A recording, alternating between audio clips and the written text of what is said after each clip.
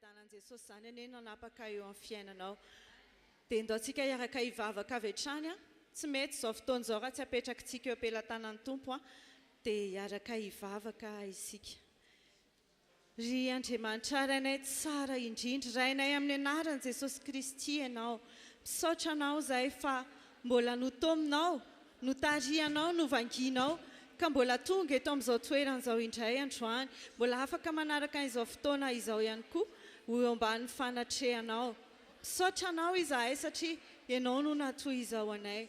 Mankasitraka anao izay Jesosy ny amin'ny zavatra rehetra izay nataonao anay, ny amin'ny famindrapon'Andriamanitra izay eo amin'ny fiainanay dia hisoranay anao izany.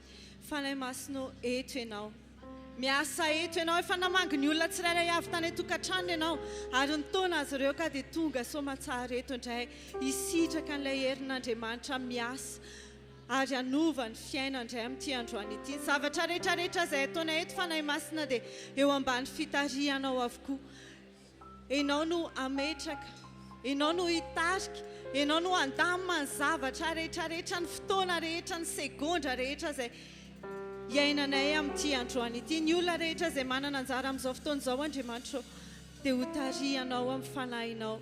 Ianao no ampiteny an'izay tokony hiteny, ianao no ampihetsika an'izay tokony hihetsika rehetra, ary tena hoe ahita sitraka eo amasin'Andriamanitra indray izahay rehetra amin'ity androany ity. Ny devoly rehetra kosa dia didiko hiala amin'ny anaran'i Jesosy, tsy manan-kely, tsy manam-pahefana, tsy manana anjara eto amin'izao toeran'izao. Programa ratsy ny satana rehetra tsisy tanteraka na dia iray ary amin'ny anaran'i Jesosy Kristy, satria izao fotoana izao dia fotoana efa tahina, fotoana efa voatafy, fotoana misy ny fanambinana rehetrarehetra avy amin'Andriamanitra, ary ny lanitra dia hisokatra ho anay amin'ity androany ity.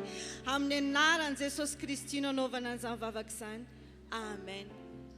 Amin'ity androany ity mialohan'ny hidirantsika ao anatin'ny fiderana dia tomboko ianao androany mba tena hisaotra an'Andriamanitra. Marina fa mandalo fotoan-tsarotra isika, tsy haiko izay mbola problème personnel anao any ambadika, fa ny anentanako anao androany hoe misaora an'Andriamanitra amin'ny zavatra rehetra. Misaora an'Andriamanitra satria velonay ianao androany. Mbola tonga soamantsara eto ianao, afaka mihetsika, afaka miaina tsara, tsisy hoe tsy maintsy mbola ampiana oxygène non plus ianao, fa tonga soamantsara eto ianao ary maimaim-poana nanomezan'i Jesosy an'izany. Misaora an'Andriamanitra ianao androany satria noho ny famindrapony dia toy izao ianao. Misaora an'Andriamanitra satria nomeny ny fanahy masina mba hamangy ianao, ka tsy nahafoy ny fiaraha-miangona ianao androany fa tena tonga soamantsara eto handray an'izay rehetra efa nomanin'Andriamanitra ao anao.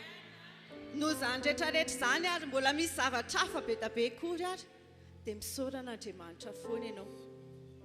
Na mety hoe rava fananana ianao, na mety hoe misy loza hafa mety nanjoanao tsy fantatro dia misaora an'Andriamanitra foana ianao. Tadidinao Joba, mafy anie ny nanjoan'i Joba e.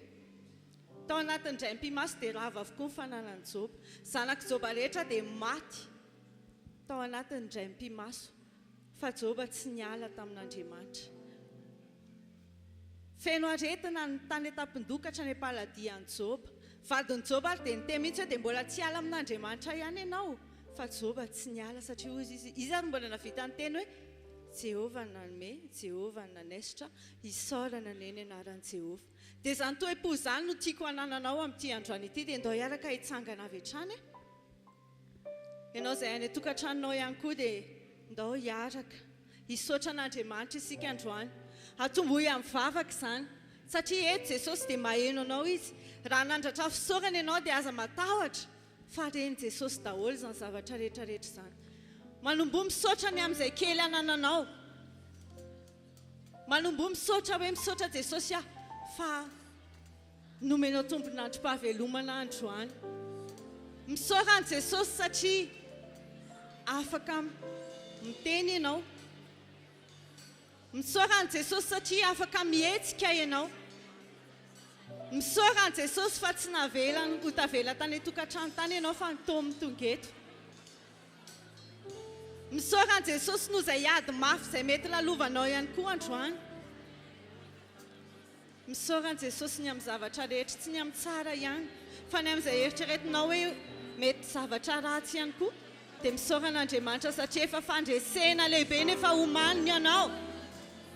misaotra Jesosy aho misaotra anao zay ny amin'ny zavatra rehetra misaotra ny amin'ny tombonandro satria zahay dia tsy mahavita mampitombona dia segondra ray amin'ny androm-piainanay akory azy misaotra anao zay Jesosy afa maty ho anay teo amin'ny hazo fijaliana ianao tondra ny fahotanay rehetra dia androany zay afaka maharesy an'ilay efa noresenao dia ndevoly zany misaotra Jesosy aho ny amin'izao zavatra iainanay izao fantatra efa fandresena miezinezina no miandry anay ao ambadika izao misaotra anao zay misaotra ny amin'ny hoavy mamiratra zay efa omenao ny olona mety mahita zavatra hafa fa ny anay Jesosy dia ilay fandresena avy aminao no efa raisinay sahady androany misaotra Jesosy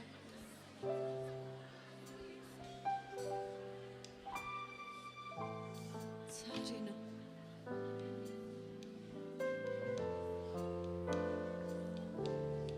misaotra raiko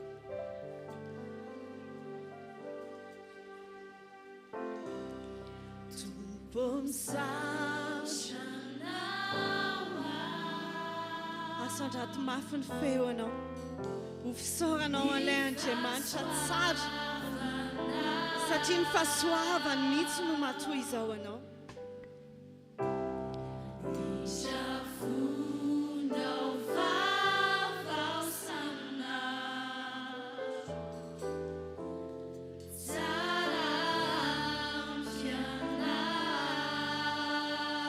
izay rehetra nataonao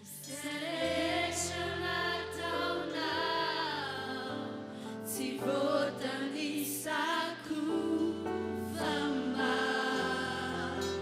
tonga ho isaotrana tompo misaotra anao tompo misaotra anao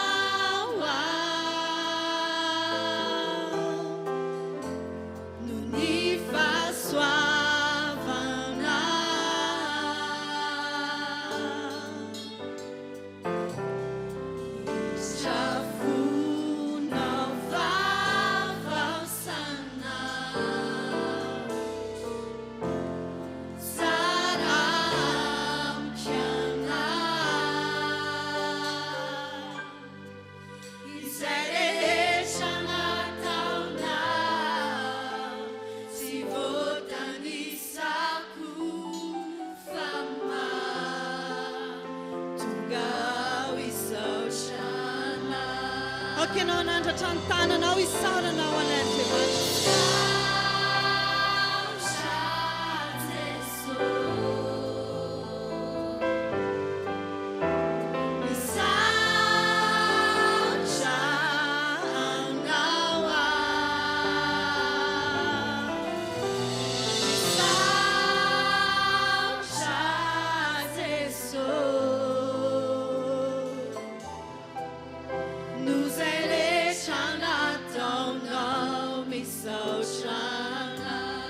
mbola mafisika ihany tompo misaotra anao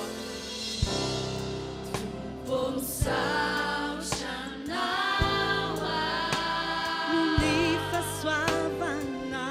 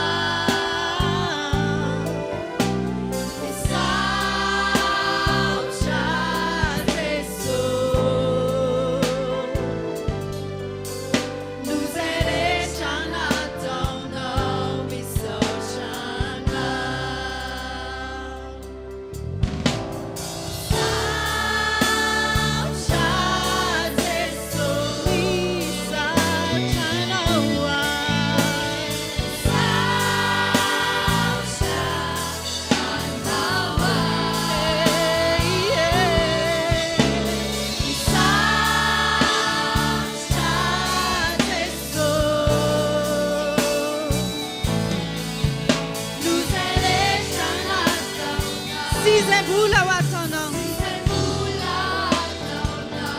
misaotra lozay rehetra nataonao sizay vola ho ataonao lozay rehetra nataonao sizay vola ho ataonao misaotra lozay rehetra nataonao lozay rehetra nataonao sizay vola ho ataonao misaotra zany mihitsy jesosy feno fisaorana anao ny fonay voalohany indrindra ny amin'ny namonjenao anay ianao ange jesosy mahato anay dia ny fahotanay efa nentinao ny aretinay efa noentinao zavatra rehetra efa noentinao mendrika fisaorana loatra zany jesosy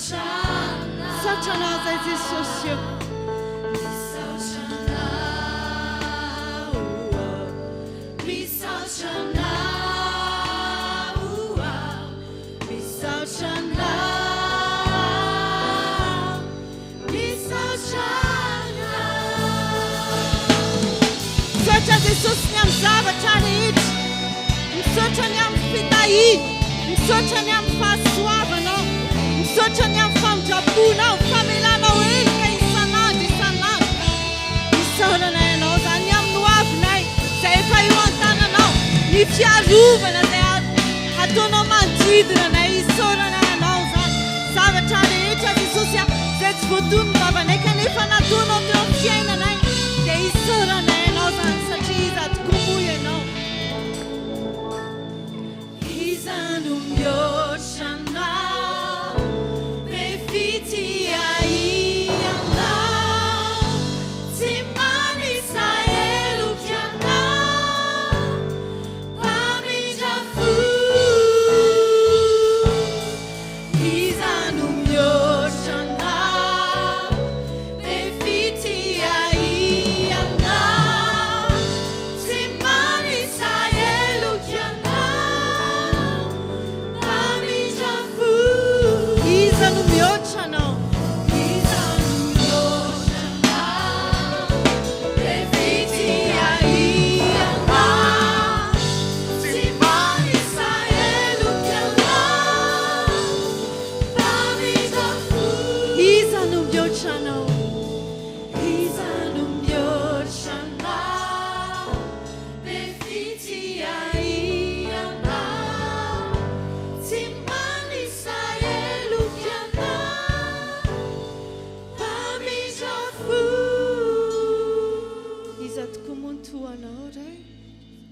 misy toana.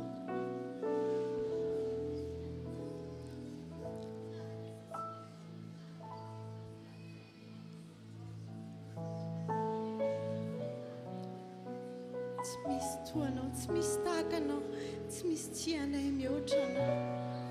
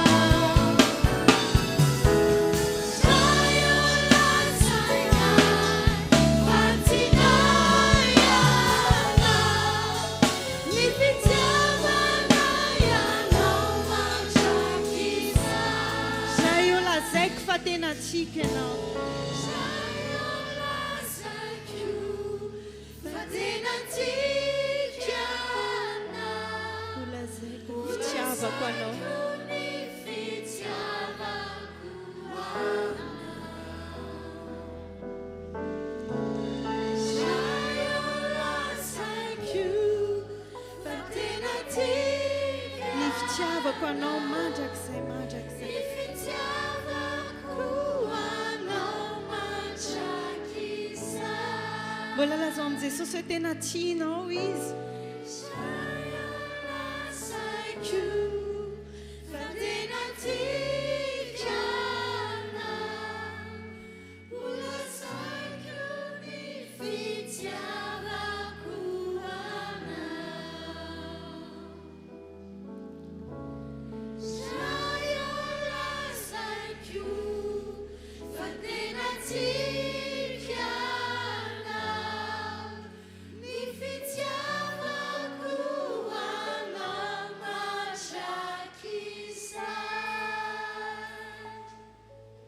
Piano masony nofinao a sainy fa eto amin'ny fanatrehan'Andriamanitra isika sao.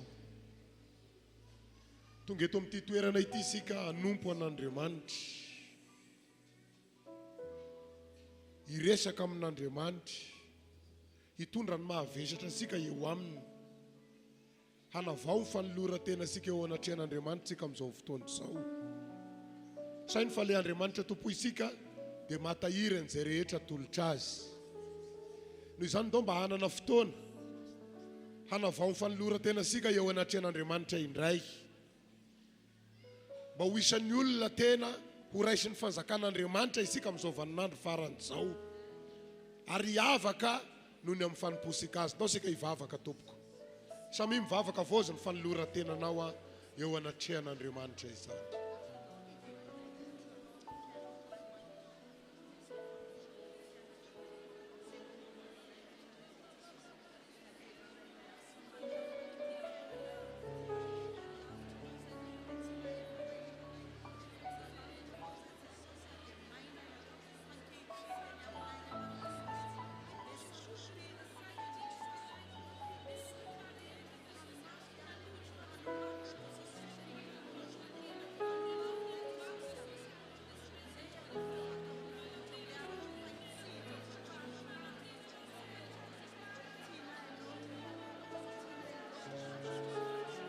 Atolotra ianao ny fiainanay Jesosy, atolotra ianao ny mombanay rehetra tompo any, sy manana nizaniza ho tompoina hafa sy anao izahay,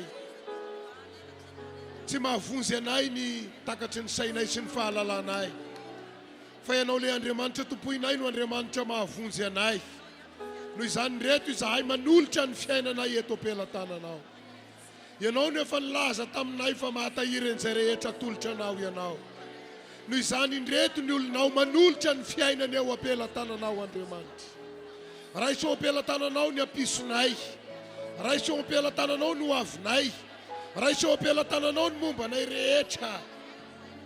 Samy manavao ny fanoloran-tenany eo anatrehan'Andriamanitra, ambara ho aminy fa ianao dia azy mandrakizay.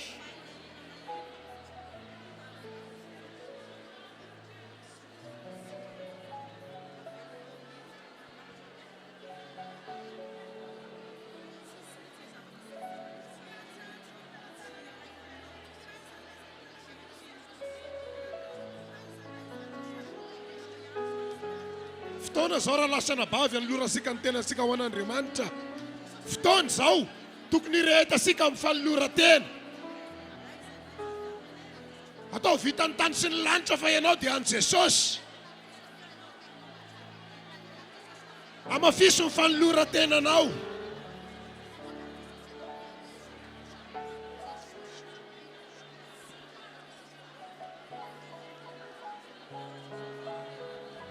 Raha mbola sapanao fa mbola misy hevitra mampisaraka anao amin'Andriamanitra, dia ibebao zany amin'ity ora sy fotoana ity.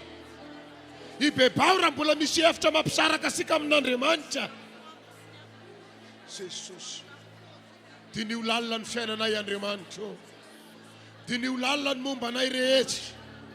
Izay hevitra mampisaraka anay aminao, esory ala eo aminay zany. Mamindrafo aminay ianao Andriamanitra, mamindrafo aminay ianao Tompo. Indreto izahay olonao miverina eto anatrehanao. Te ahita ny fahasaranao indray izahay, te ahita ny fahalebiazanao indray izahay. Tsy vitanay ny fiainanay raha sy miaraka aminao, tsy vitanay ny mombanay raha tsy eo ianao. Atolotra ianao ny fiainanay Andriamanitra. Raha isao am-pelantananao zany, raha isao am-pelantananao zany, anzakao ny mombanay sy rairay avy. Atao manomboka hoe tsika ao anaty an'Andriamanitra ny olana sy ny ady eo amin'ny fiainantsika. Manomboka hoe tao anaty an'Andriamanitra ny adinao. Manomboka hoe tao anaty an'Andriamanitra ny olana misy eo amin'ny fiainanao. Tompo, mahita ny etaetapony tsirairay avy ianao amin'izao fotoana izao. Mahita ny etaetapony tsirairay avy ianao amin'izao fotoana izao. Jesosy ao ny mety miaina ao anatin'ny aretina amin'ity ora sy fotoana ity. Tompo, anasitrana ny marary ianao. Ao ny mety miaina ao anatin'ny ady mangotraka amin'ity ora sy fotoana ity. Andriamanitra sy miova amin'ny teninao ianao. Ianao nefa nilaza fa hampandresy anay. Hampandresy ny manana olana ianao. Hampandresy ny manana ady ianao. Jesosy zay ireo ny fiainan'ny olonao. Hoentina eto anatrihanao zany. Satria fantatray fiainao Andriamanitra ivavahanay dia Andriamanitra sy manary anay mandrakizay. Andriamanitra sy mba manary anay ianao. Noho izany indreto izahay miantso ny anaranao ilay anarana mahagaga. Jesosy midira sehatra amin'ny ady sy ny olana ny mpino sy ny kristianina. Samy mivavaka mivavara lasana bavy. Hoento eo amin'ny adinao. Hoento eo amin'ny olana misy eo amin'ny fiainanao. Fa hampandresy asika Andriamanitra.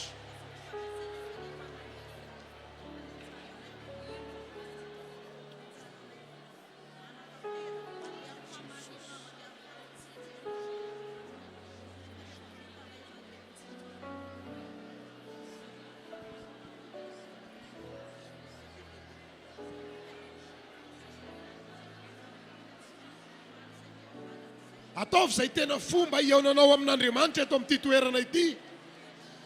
Aza atao fahazarana fa tena ataovy izay fomba iaonanao amin'Andriamanitra. Eto izy. Hoeto eo amin'ny olana sy ny ady. Manana finoana fa ao anatin'ny vavaka ataosika dia hamaly asika Andriamanitra. Ao anatin'ny ansoansonao hamaly anao Andriamanitra.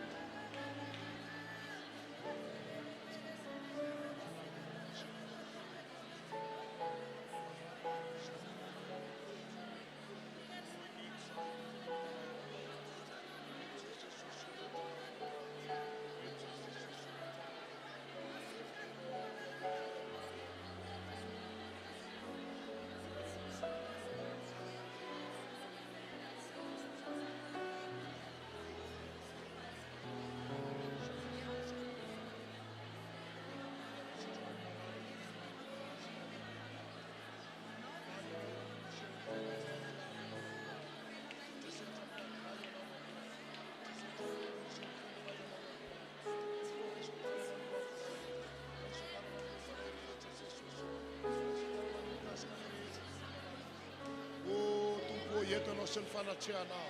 Raisao tanana ny momba ny fiainanay. Raisao tanana ny adiny tsirairay avy. Raisao tanana ny olana misy eo amin'ny fiainany tsirairay avy. Raisao tanana ny aretina. Jesosy ianao le Andriamanitra mpanasitrana no nasitrana ny aretina. Ianao Andriamanitra mpamahaolana ny mahany olana misy. Midira sehatra amin'ny fiainany tsirairay avy ianao androany. Jesosy malalo. Ianao no mijery ny fiainany tsirairay avy eto amin'ity toerana ity. Matoky ny tananao miasa izahay.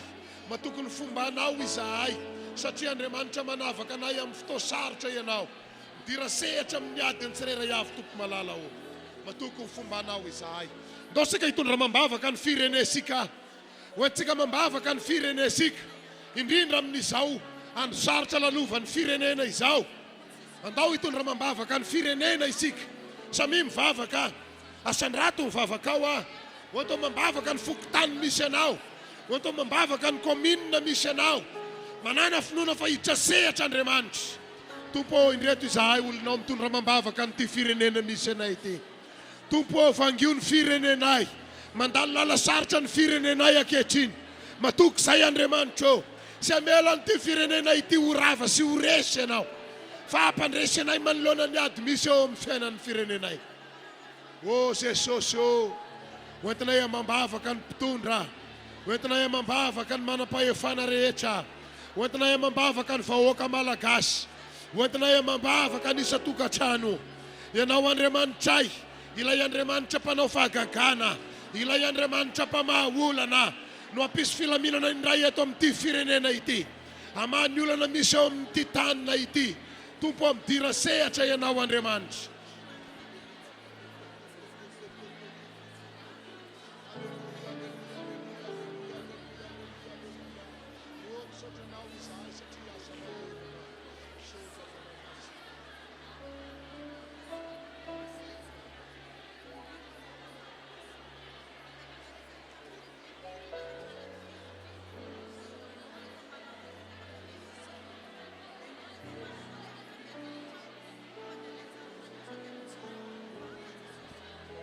Ndao ro asika mifanarasy mitondra fikorontanana. Ndao ro asika mifanarasy mitondra fikorontanana eto amin'ity nosika ity. Mandray sanjara. Toero ny fahavalo mitondra aty, mitondra korotana. Ny fanantsy fahamarinana rehetra. Foanana amin'ny anaran'i Jesosy. Resy ny devoly. Miala ny fanahy mitondra fikorontanana. Miala ny fanahy mitondra aty. Lasa mandeha ny fanahy lian'ny rà. Foanana amin'ny anaran'i Jesosy. Lasa mandeha nonja. Resy ny fanahy lian'ny rà rehetra. Miala amin'ny anaran'i Jesosy. Resy ny devoly. Sy manana anjara fahefana eo amin'ny fiainanay. Manomboka sofirano ny tenanao. Sofirano ny ankohonanao. Sofirano ihany koa ny firenena. Samy misodrandro. Apetraka ny fanahy masinao ambavanao ny teny. Ilay teny mitondra fiainana. Sofinay rano amin'ny anaran'i Jesosy. Ny tenanay, ny fianakavinay, ny nosinay, mahita fahasarana noho ny amin'ny rana lasaka Jesosy Kristy Tompo. Dia mpandresy izahay. Satria ianao Andriamanitra ifafanay dia Andriamanitra mampandresy anay. Saotra fanahy masina. Averinay aminao ny voninahitra satria efa nao taloha zany ho anao mandrakizay. Aleluia, aleluia. Asika rehetra ranao hoe samy mahazo ny toerany ary tompoko. Aleluia. Aleluia. Tovy aleluia ny mpandresy. Aleluia. Ya faly miaraba asika rehetra amin'ny anaran'i Jesosy. Miaraba ihany koa ny mpanaraka ny fandaharana. Minisy matoky aho fa namaly vavakanao Andriamanitra. Izay rehetra noentinao mambavaka teto dia manana finoana fa mitierina andro ty any dia hiasa Andriamanitra. Amen.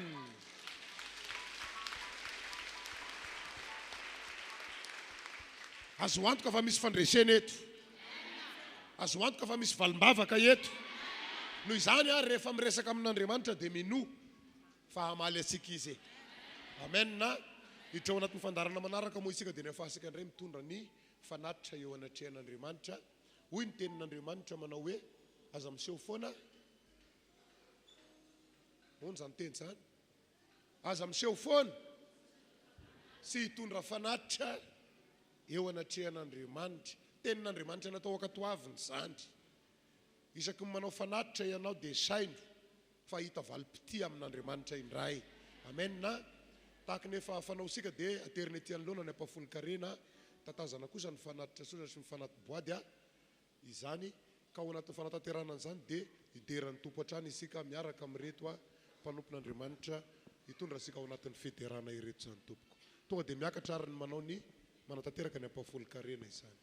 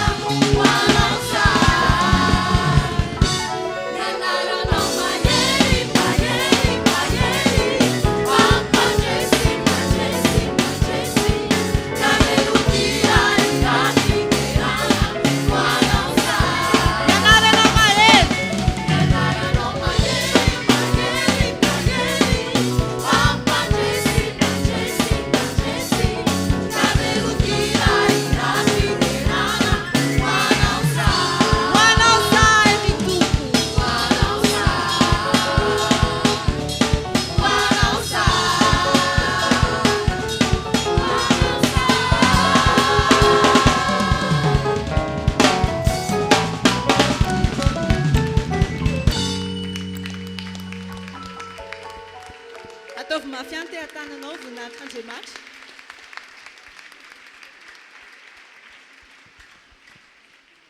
Alléluia. Androany isika no mizara ny enveloppe RHEFI. Fanetanana foya aoka mba tena samy atoky amin'ny famerenana azy sa sans ve. Teneno kely eo akaikinao mba matoky hoe amin'ny famerenana azy. Hozaraina amintsika zany ny enveloppe RHEFI ao anatin'izay dia mbola hideran'ny tompo hatrany isika tompoko.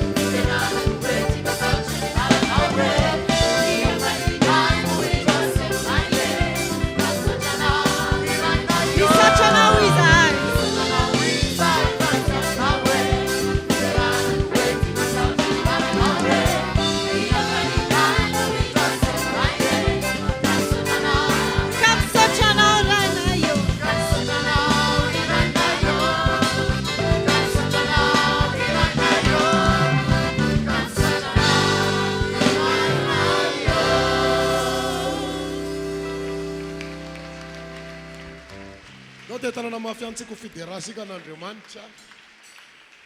Alléluia. Alléluia.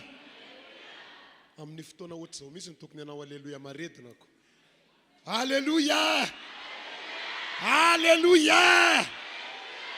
Velona Jesosy. Amen. Araka nefa netiko tery amboalohany isaorana ny tompony ny amin'ity fotoana ity. Satria aneho ny fahasarany ray Andriamanitra. Amen. tafiditra amin'ny fotoana ianonan'ny afatra moa zany tsika ny amin'ny tenin'Andriamanitra indray izao. Manana finoana fa ao anatin'ny tenin'Andriamanitra dia hosy fiovam-piainana, hosy fahasarana iseho, hosy fandresena mahagaga. Amen na ho tanteraka amin'izay mino anie zany. Akopio ary mason'ny nofo dia mivavaha mba ho tanolonaka ny rinin'ny teny mifotsika ary ho isan'ny olona andray afatra avy amin'ny tompondray eto amin'ity toerana ity zany. Samy mivavaka tompoka sandrato ny feonao.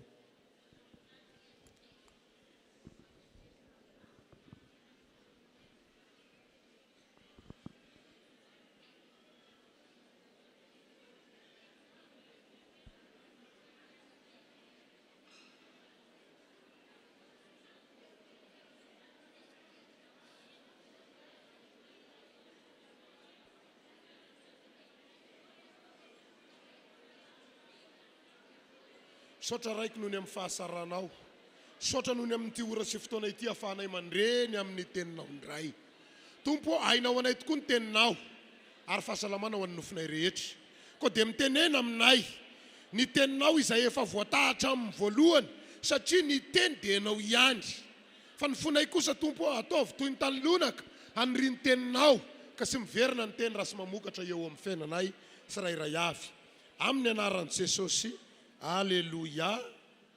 Amen. Malaky atoko fatelo andininy favalo ambin'ny folo. Malaky atoko fatelo andininy favalo ambin'ny folo. Amin'ny anaran'i Jesosy. Ka dia ho hitanareo indray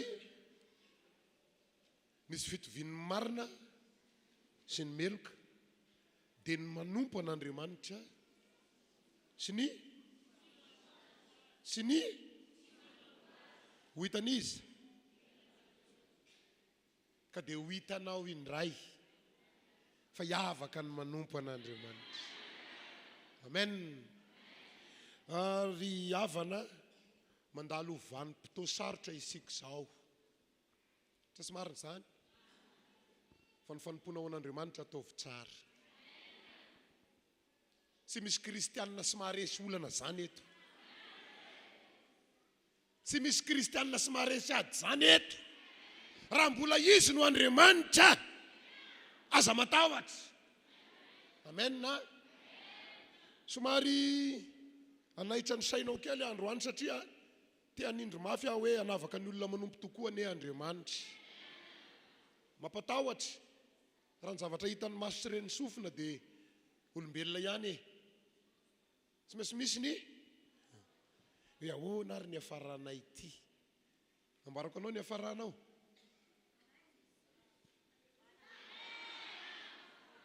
Alleluia. Ny olona mety efa miteny any ambadikany ho potika. Za tamin'ny maly na maly nisy mpiara-miasa ny teny hoe olana be dia ho zakanao rery.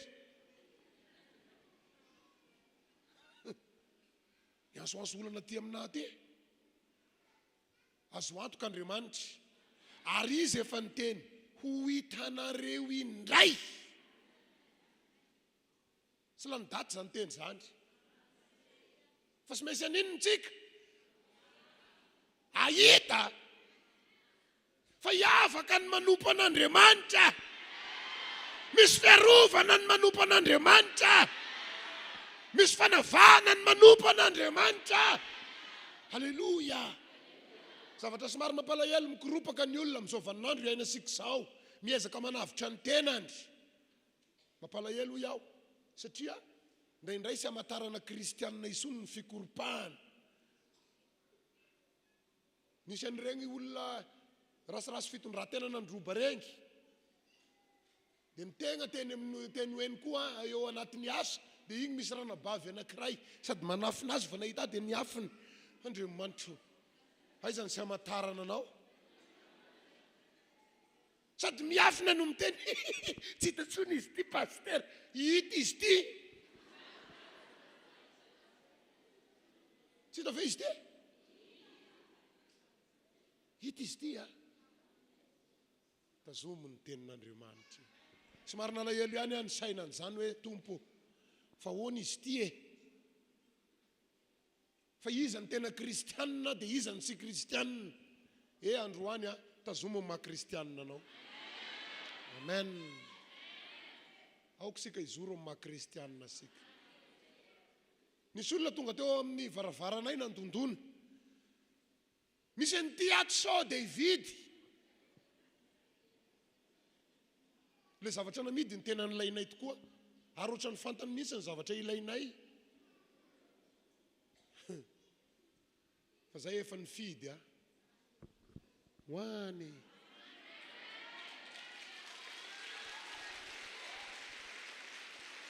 Waizy io akaikinao io waizy. Ary ianao waizy. Tandremo a. Teneny kely izy tandremo a. Fotoana mampikorupaka ny olona zao. Vanim-potoana mavery hevitra. Vanim-potoana mampiady-saina. Vanim-potoana mampidobodoboka. Fa ho hitanareo indray. Haninona Andriamanitra? Na dia mandalo ady azy ianao dia ho hitanao indray fa andresy ianao.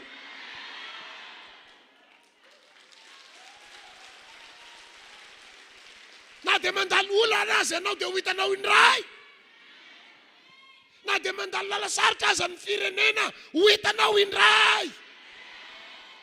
Halleluja. Ny fanimpona dia fiainana. Inona ny fanimpona?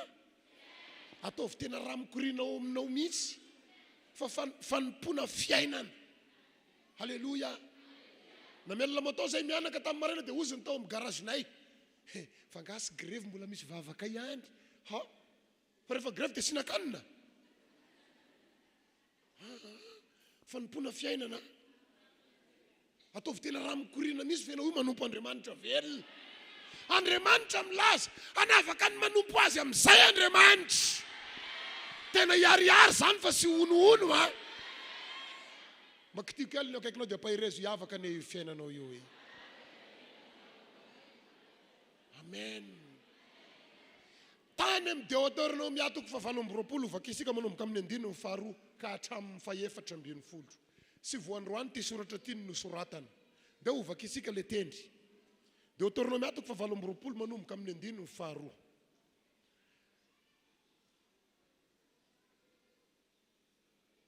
Ary ho tonga aminao sy ho azonao zao fitahina rehetra zao. Raha mihaino tsara ny feon'ny Jehovah Andriamanitrao ianao. Lasa aritsika. Ho tahina ianao ao an-tanàna. Ho tahina ianao any asa. Ho tahina nateraky ny kibonao sy ny vokatry ny taninao. Ary nateraky ny biby fiomponao. Dia nateraky ny ombonao sy nateraky ny ondry amanosinao. Ho tahina ny haronao sy ny vilifanao vamofonao.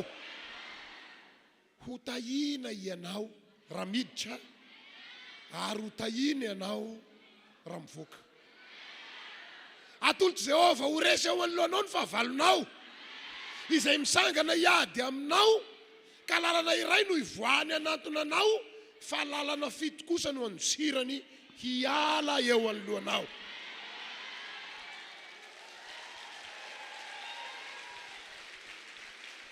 Andininy fasivy.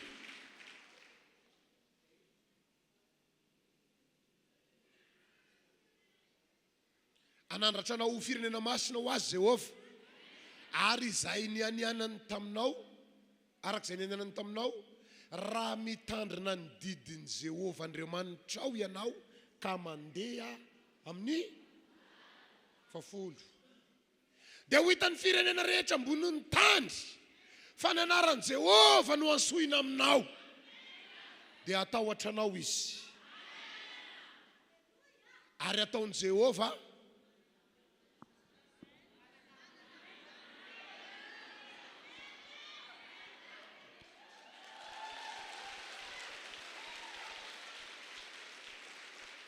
rehefa avy eo tohizako. Rehefa napiditra ny Noa atao anaty sambo fiara Andriamanitra, na i Noa aza mba gaga. mangalasy roa am'ry biby reo ampidiro dia ampidiro koa ny anana sao dia reradreraky nareo am'le tavitavokena dia mamanaova angivingivy nanandrana napirina angivy tanatin'ny herinandro fa niovany angivy fa inao aka ifiry andro tao anaty sambo fa dia fitehirizana manao ahoana loatra fa aiza manao ahoana loatra ny ain'le lehilahin'Andriamanitra atao hoe Noa nitahiren'ireo zava-maniry sy mety malazo nefa sisy tany ao anaty sambo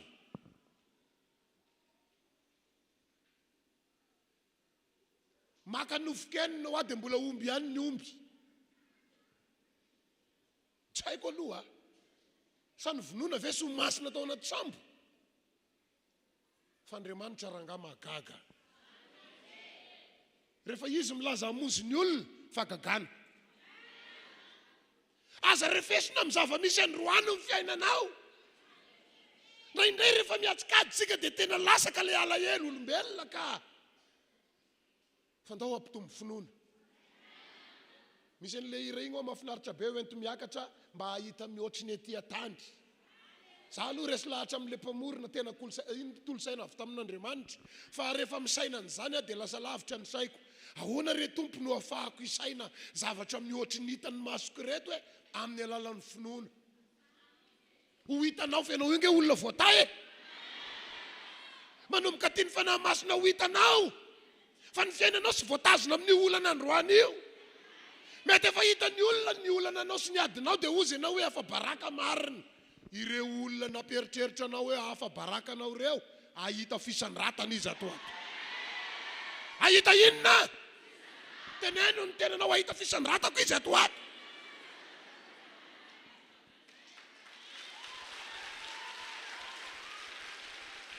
ny olona no misaina fahampitehana fa ny olona manompo an'Andriamanitra misaina fisandratana amen misy ny ady efa nampomanina tamin'izany sika ny ady inge sy mainsy misy fa ny fanompona an'Andriamanitra tsy haiko aho efa tamin'ny vinanao na henon'ity sodrano manko matetika henonan'io vao manomboka amin'ny sodrano mpanompon'Andriamanitra dia matetika miverina io ary ny mampanao amenina aminy dia manomboka ao amin'ny andinin'ny fahatelo ao izy tonga dia manao aleloia mafy be ny olona fa ny andinin'ny faharoa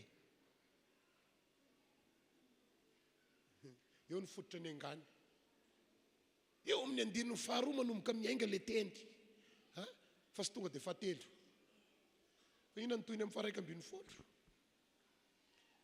nateraky ny kibolosy nateraky ny biby fiompy ary ny vokatry ny taninao any amin'ny tany izay niainana Jehovah tamin'ny razanao omenanao fa 12 ho voany Jehovah ho anao ny tranony fitehiriza-soa andasahany ranonorana amin'ny taninao amin'ny fotoanany sy hitahiny ny asan'ny tananao rehetra ary ampisambotra firenena maro ianao fa ianao kosa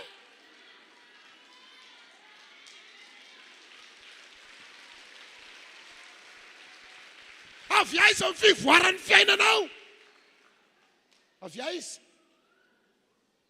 mandinika ny soratra io aho hoe Jehovah haninona hanokatra lanitra ny tiana ambara sy hoe tataka lamina ny lanitra dia miraraka eo le zavatra fa amin'ny tsy takatry ny sainao dia misy vahaolana tonga eo sy amin'ny eritreretinao akory sika mety mitady vahaolana izy reny ho anatonana amin'ity olanako ity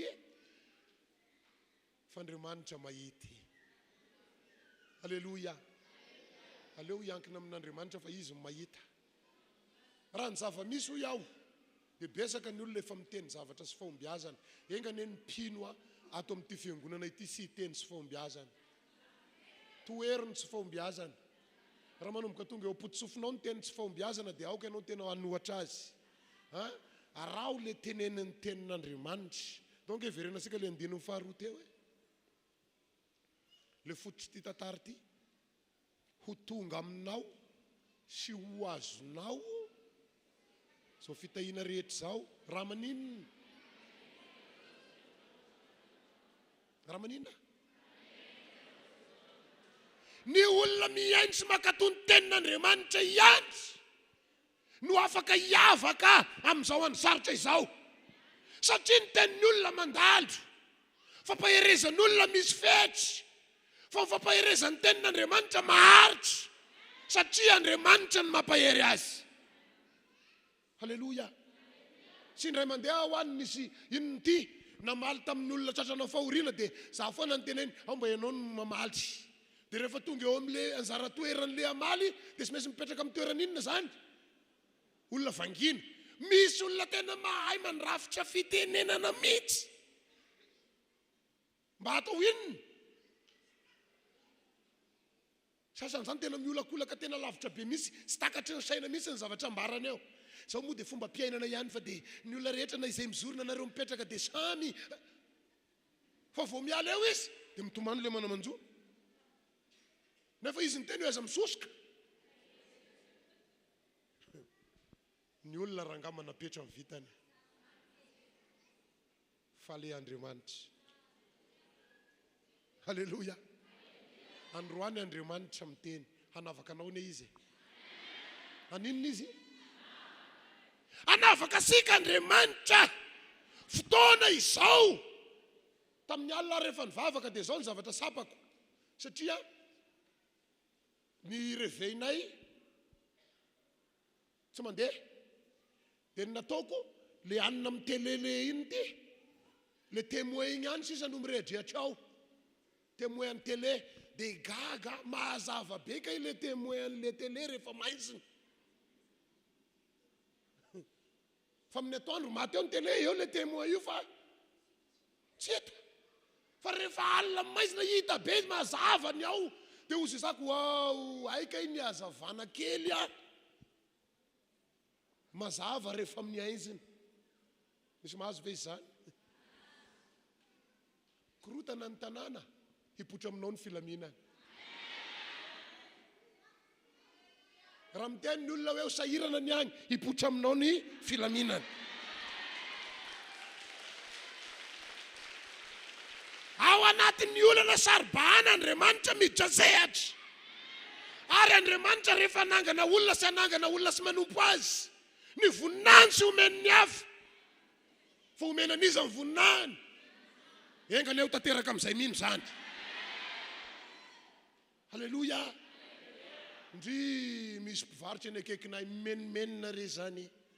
Efa 4 andro verangatsy sy mivarotra. Inona no hoaninay? Zay sinana tainomby. Faizany ampiasana an'le hira iny. Natampona ny rehefa mihira azy tena mikipikipy mihitsy. Izy ilay mahery. Izy ilay fa rehefa tonga ny ady aizy le mahery. Androany ny lanan'iny. Halleluja. Amin'ny fotoana very hevitra ansoy le mahery. Fa za mampitovy ny tenanao amin'ny hafa, sika sy mitovy amin'ny olona rehetra. Sapako hoe ara-panao amin'ny fiainana fa rehefa nitondra an'ilay entana teo amin'ny varavaranay nge le olona tena le ilainay mihitsy no entiny. Dia nanontany tegna izay mivady ohatry ny fantany mihitsy tena fantany. Satria maninona? Misy fanahy mizato hetra. Engany ny kristianina napiditra amin'ny folo eto sy voazato hetra amin'ny zavatra ohatsy. Taitaitra eo ianao dia ny olona ve mahazo vary tapagonaka sy aleoko mba misirika makany? Maty any a. Ankino amin'Andriamanitra amin'ny fiainanao. Aoka tena hiankina amin'ilay Andriamanitra mahavoza asika. Mino afa sy vahiny tsony isika amin'ny fahoriana misy amin'izao vaninandro hiaina sika izao. Efa mety teny voalaza matetika fa any amparany ihany.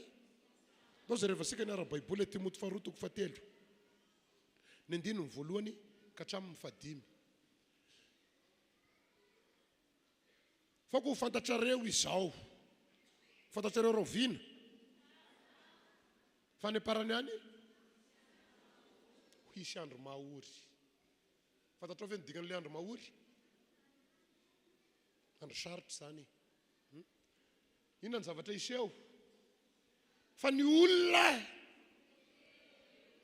tia teny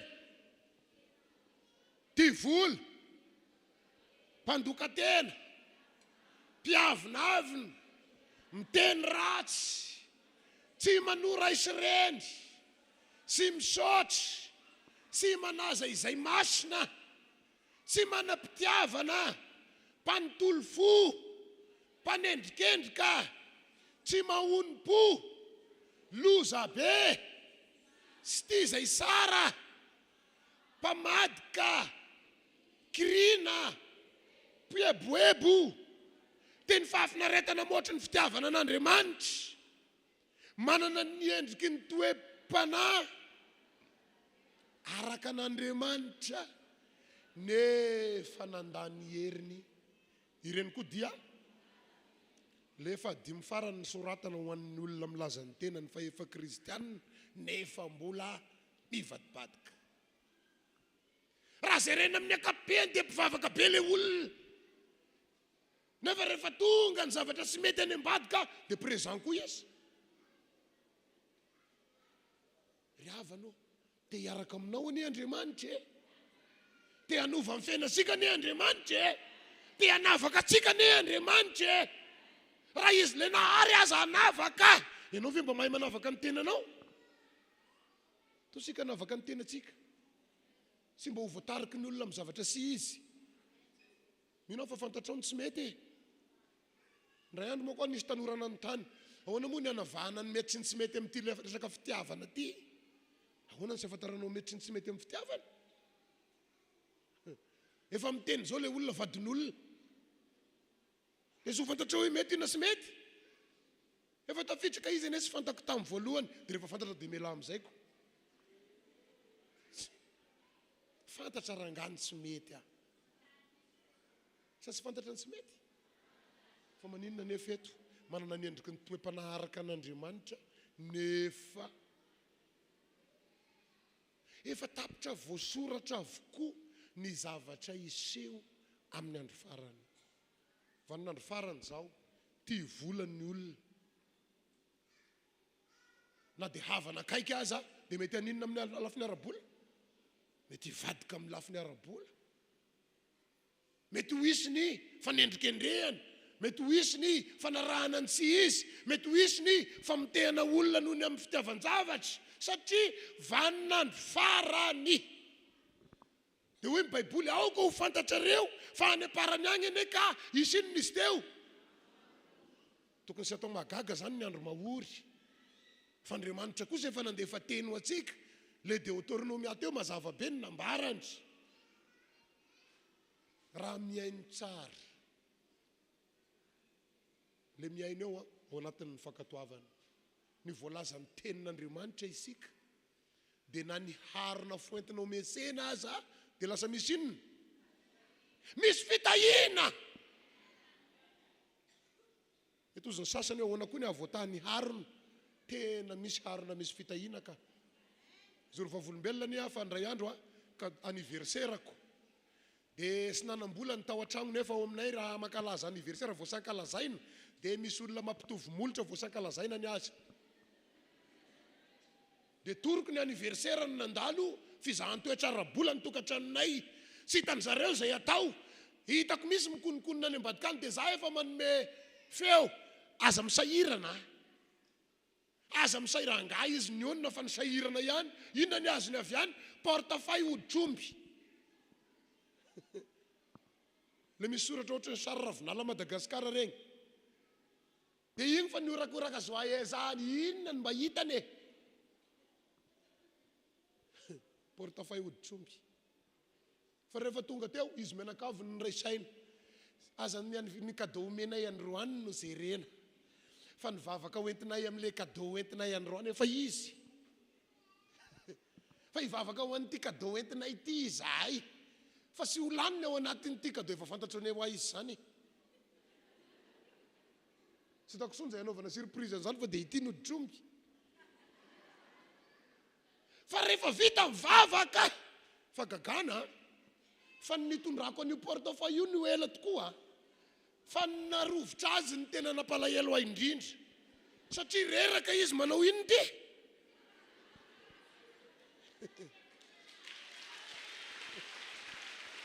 nanomboka tsitra le sisiny.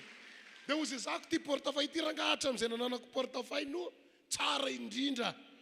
Nefa izy ny rasy indrindra tamin'ile portefeuille. Fa izy ny tsara indrindra. Satria naninona sy le hodiny noho ny jereko, fa le entana no entiny. Anao fahagagana amin'ny fiainanao any Andriamanitra. Amen. Ain'Andriamanitra manavaka atsika. Ain'Andriamanitra miaro atsika. Hoy ny tenin'Andriamanitra, hitany nateraky ny kibonao aho. Zany hoe misy fiarovana hatramin'ny nateraky ny kibonao.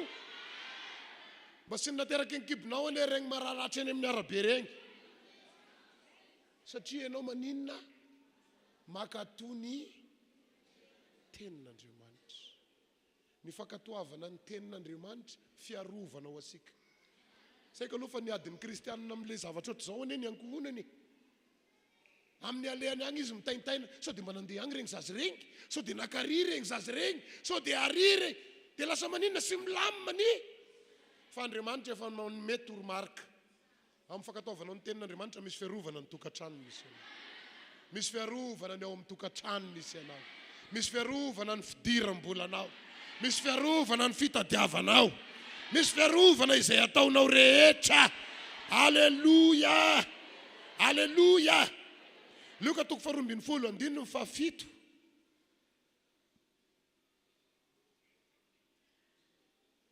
Fa na dia ny volondohanareo azy dia voaisa avokoa. Aza matahotra fa mihoatra noho ny sinsina maro ianareo. Sao rehefa mandinika tenin'Andriamanitra dia indraindray mahampieritreritra lalina tokoa ne. Za hatramin'ny terahako dia niaraka tamiko foana ireo hododoako ireo. Tsy mbola niova. Fa za sy ho matikambo ena voaisa ny volo. Potra teo aminy. Fa Andriamanitra miteny hoe vitany naninona andreo? Mba manam-potoana ranga Andriamanitra mandinika ka.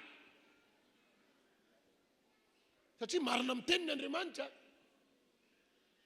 Mandinika lalàna izy zany. Na dia ny vadiko ty ary efa mba mipetrapetraka iny maka fiogo. Maninona eo? Mikitikitika ny lohako sy na voaisana io. Fa Andriamanitra miteny hoe voaisako io. Efa nisaiko io. Inona ny tiany ambara? Ny olona manompo an'Andriamanitra, dinian'Andriamanitra andro manalina amin'ny fiainany. Ianao mitomany io hitan'Andriamanitra. Ianao malahelo io hitan'Andriamanitra. Ianao mifaly io hitan'Andriamanitra. Ianao sy mahita toro midobodoboka amin'ny fo hitany sasitany. Androany izy miteny, anavaka anao izy. Hidrasehatra amin'ny fiainanao izy. Fa ny anjaranao kosa ankatoavy izay lazainy ny tenin'Andriamanitra. Alleluia. Mandinika sika lalina Andriamanitra. Taloha ho an'ny tenin'ny olona hoe aza matahotra, dia matetika sy niriko mafy misy hoe tokony hiala amin'ny olona misy amin'ny fiainan'ny olona ny tahotra. Mety ho marina ihany izy amin'ny lafiny ray, fa amin'ny lafiny ray ny tahotra zavatra voazanahary ao anatin'ny olona. Noho izany indraindray sika misy inona ihany. Fa rehefa tonga ny tahotra, ansoa ilay nahary anao. Tompo inona ty mahazo aty? Matahotra be azany. Ohatra ny tena midobodoboka be ato zany. Misy olona mangataka manko hoe azo atao midobodoboka ny foko. Rasy io raha vao mizanona. Sasary. Tsy sary io raha mizanona. Fa rehefa midoboka mihoatry ny norma, dia mila maninona tsika? Mianso an'le nanao azy. Tompo, omeo fitoniana. Fa hitony io fo midobodoboka eo. Alleluia. Satria Andriamanitra rehefa miditra ny sehatra, dia na dia tsy nieritreretinao azy. Aza matahotra fa mihoatra ny noho ny sinsina maro ianareo. Salamo 1:10.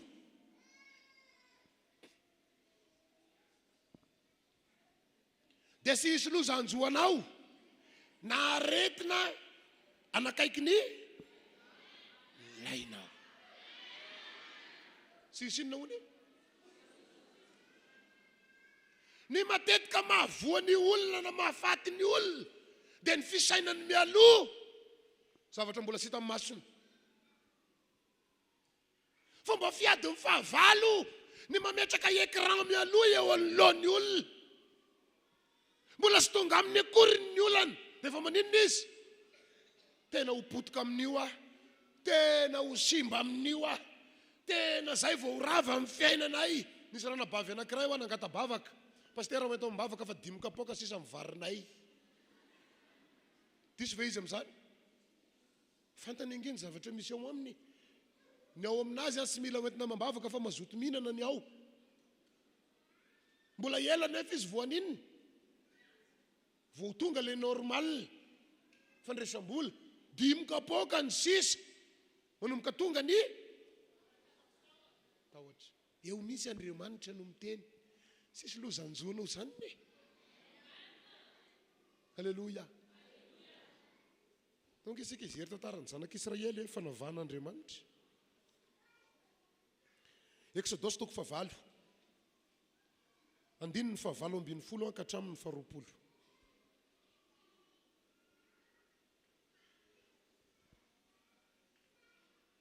Fahavahako amin'izany andro zany ny tany Gosena izay itoeran'ny oloko, ka sy mba hisy lalitra ao mba ahafantaranao fa izao ny Jehova afovoan'ny tany. Dia asiako fihavana amin'ny oloko sy ny olonao raha pisy no isiny zany. Motarana izany toy ny ary nataon'i Jehova zany, ka dia nisy lalitra be da be tao amin'ny tranon'ny Farao, tsy tao amin'ny tranon'ny mpanompony, ary teny amin'ny tanin'ny Egyptiana rehetra, ko dia simba ny tany noho ny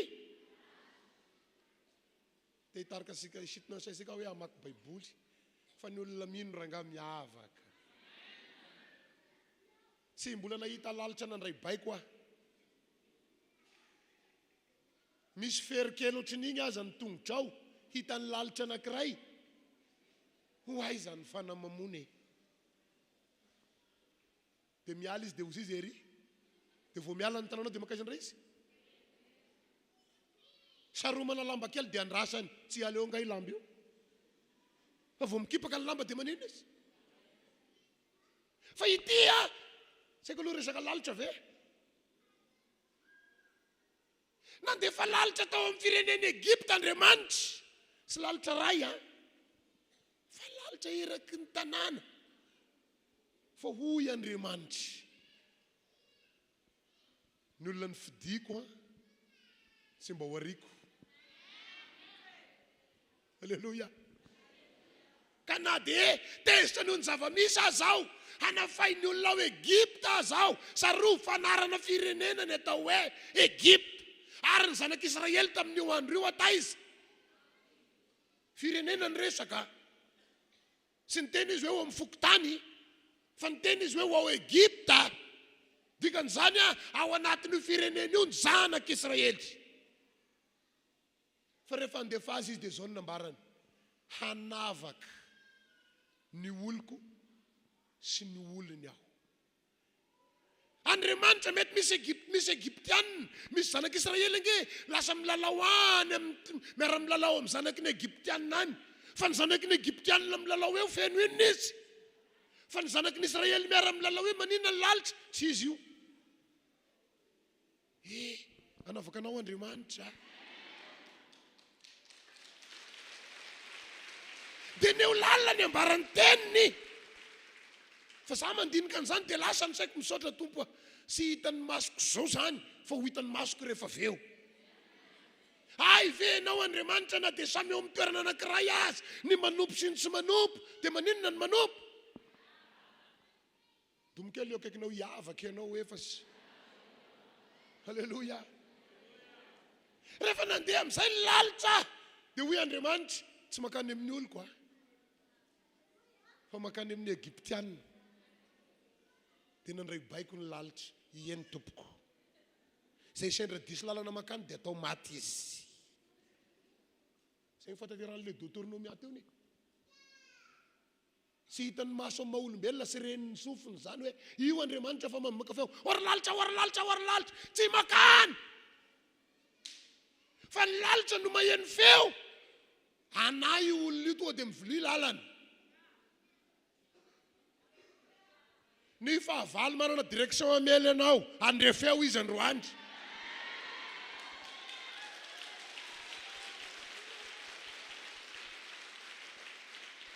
Ny aretina manana direction amely anao andrefeo izy.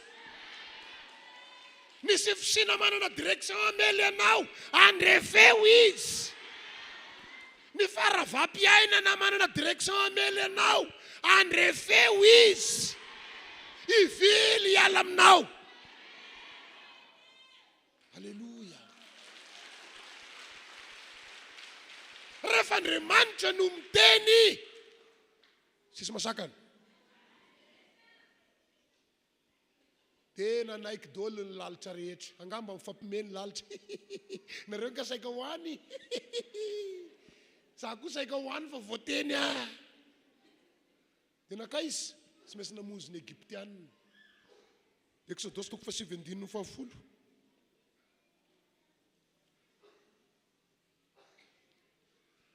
Dia nakalavenina tamin'ny lafaoro lehibe izy roalahy ka nisangana teo anatrehan'ny Farao.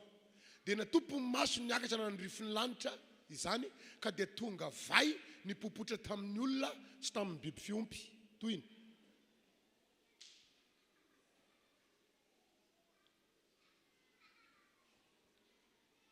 favalo.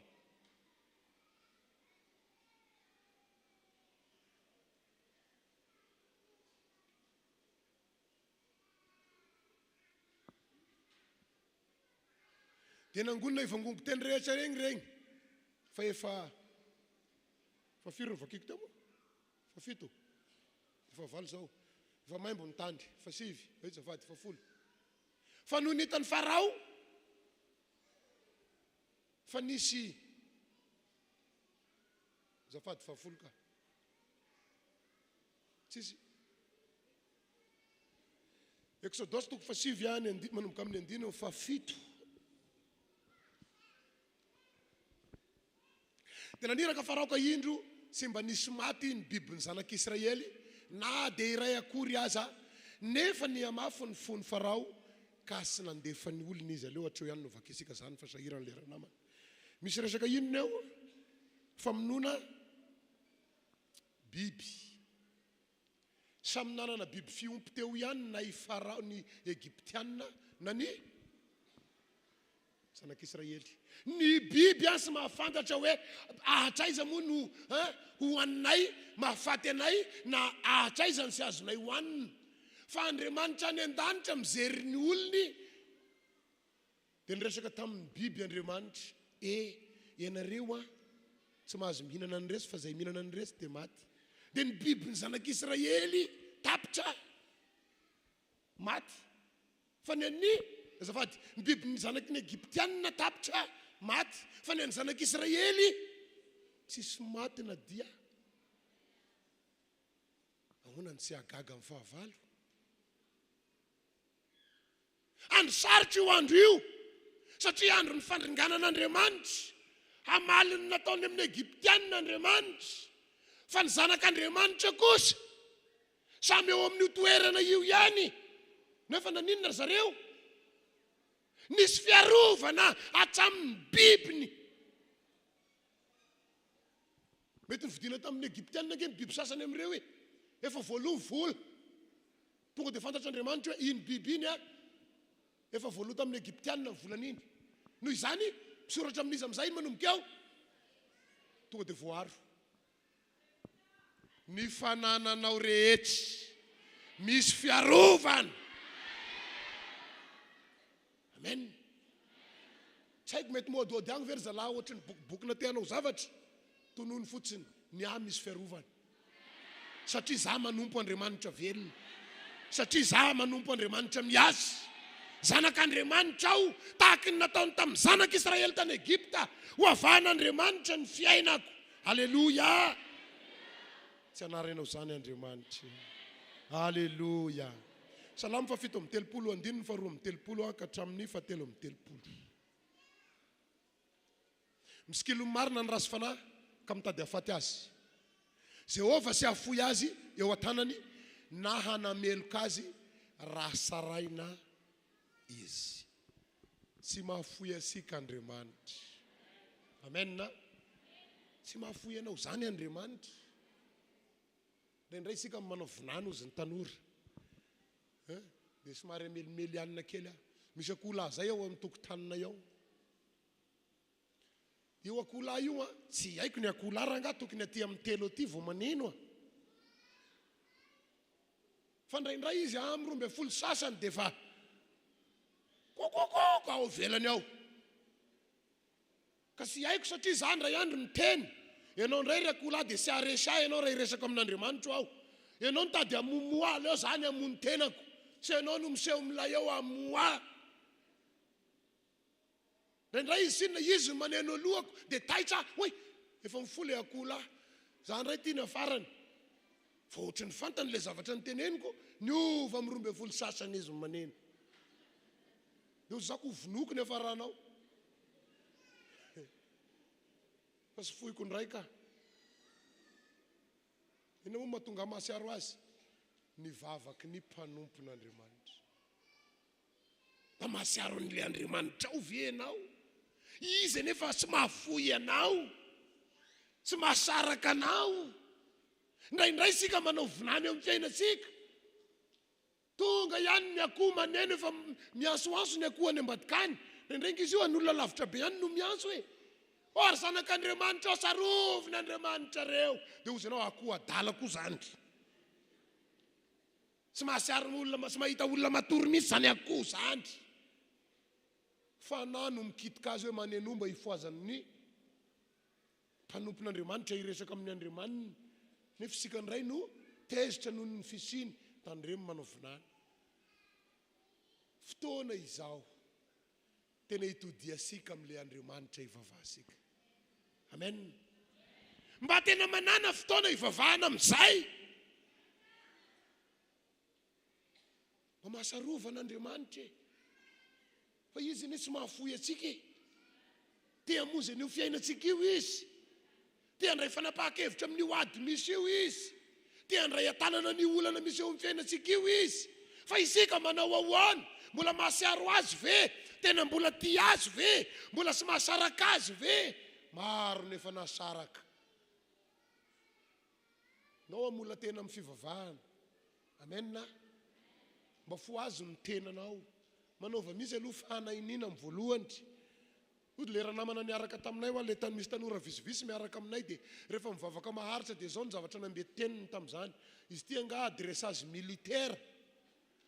Fa ohatry ny tena mandohalika sy mitraka misy asiana hira misy izy zany. Dia izy sy menimenina io masoko eo fa ny ambadikany izy telo lamy fampiresaka. Farany tonga ny le anankiray zao nge ny teneniny ihany na ary-papy. Fa nga ho ny fitondrana miaramila ho ny ka mivavaka maharitra mandohalika tsy mahasiaro reraka misy. Dia ozy zako hoe sy nisy nanery fa zay sy mazaka miala. Tsy maintsy mifamolaka aloha amin'ny voalohany ka. Fa rehefa zatra ianao dia maninona ho azy? Taty afara izy tao anatin'ny toroteniny na enoko. Mitoroteny izy dia zay mieno dia zao ny teneniny. Isaorana ny ray aman-dreny na mpianatra anay ny vavaka. Fa tao anatin'ny vavaka zay nahita fa gagana. Tamin'ny ianao ny filana lazainao fa dressage militaire. Mahita fa gagana ianao no nangatanana amin'izay. Zay misy no izy ka. Eli dia olona tahaka sika ihany. Fa izy naninona? Dia naninona? Na ny zavatra seritseretina anaiky aza dia manaiky. Raha hoana eny amin'ny lanitra ve re olona ho azy be konetiana dia tena raha hoana mitangorona mandasa orana maina ny tany. Dia naninona ny raha hoana? Tamin'ny alalanina ny navitanana izany. Ndry mampalahelo ny olona amin'izao andro sarotra izao sy mety hivavaka. Efa mahasiaro izy amin'ny telo efa sy mahita tory fa leo no mivadibadika eo ny ondana foriporitra iny 4 tonga ihany ny maraina tonga dia misangana mivavaha amin'izay manomboka eo. teneno eo akaikineo aoko mba olona vavaka hoe ianao. Hompandresy ane ianao. Hanavaka anao ane Andriamanitra. Halleluja. Halleluja. Misy varavarana visivisy reto matetika idiran'ny fahavalo eo amin'ny fiainan'ny olona amin'izao vaninandro iainasika zao. Mateo 5:9. Aisika sary zany teny zany. Varavarana idiran'ny fahavalo rasy tanteraka. Zafady, Mateo 5:9. Sambatra ny madio am-po. Sambatra ny fa izy no raha vao ny fony olona ny maloto mahita an'Andriamanitra izy mahita. Varavarana idiran'ny fahavalo amin'izao vaninandro iainasika zao dia ny fony. Izy aloka efa tsy mangalatra intsony. Izy aloka efa tsy manao an'le fanaon'ny olona ery anan'ny ery intsony. Fa ny fony kosa maloto. Raha vao ny fony maloto dia sy ahita an'Andriamanitra ny olona anankiray. Vaninandro sarotra ny iainasika zao. Ndao sika mba olona madio am-po e. Amen. Ndao sika mba hianatra an'izany atao hoe madio am-po e. Mety sarotra aminao ny hamindra fo amin'le olona manana ady aminao, fa Andriamanitra mandefa teny androany andao adio fo amin'izao vaninandro farany iainasika zao. Amen. Andefero any ranga le olona sy tokony andeferana ho ina. Tsy maharesy mandefitra aminy. Fa ndao tena hanamboatra ny ao anatsika mba handraisasika an'le deutéronomiany vakina tery-ambolohatra. Mba tonga sika ho voatahatra amina teraky ny kibitsika. Mba tonga sika olona miavaka. Mba tonga sika olona mpandresy. Diovo ny fonao. Zaho tamin'ny maly tamin'ny afaka maly nandinika be nitady inty nanomana tenin'Andriamanitra dia nandinika baiboly namaky baiboly be misy maly amin'izay andeha amoaka moto ao amin'ny garage dia misy moto anakefatra ny ao alohako dia za vonina mpisitaka an'le moto ny tompony anefa eo daholy. Vao nanomboka nikitika an'le moto koa dia mba niteny azafady re olona fa mba hivoaka. Sy nareo nga zay koa ne hivoaka io izy. Zay koa hivoaka io ka hoana ianao izy no afaka alohanay. Sady ohatry ny tezitezitra. Tsy niteny tsony afa niandry. Rehefa niandry dia inona indray nataony? Miseho maika amozy greve nga grand. Tsy hoe misapasapa zany. Fa tonga le teny mahalotoy eo ny fonao. Ahita sa tsy ahita? Raha vao maloto dia tsy mahita e. Indray sika refesitsika amin'ile zavatra zany sa sisy dikan'izany ve dia sisy dikany ahoana ko ny fonao naloto. Na eritseretinao sisy dikany azy ka andoto ny fo tandrembo. Ataovy izay ahitana an'Andriamanitra. Rehefa aveo rehefa tafavoaka ny zanona teo aloha teo angasy zareo ihany ny napiresaka teo. Ahoana nefa ny any amin'ny villangy zao izy angeliny bana tasy. Fa inona fotsiny fa narasy andoto fo. Fa raha sy nitandrana teo dia raikitra. Nareo koa ranga sarisarotiny dia mivadika inona izay tandreminy fo. Faharoa andro ny fahatafotohinana izao. Hoy ny tenin'Andriamanitra. Mateo 7:7.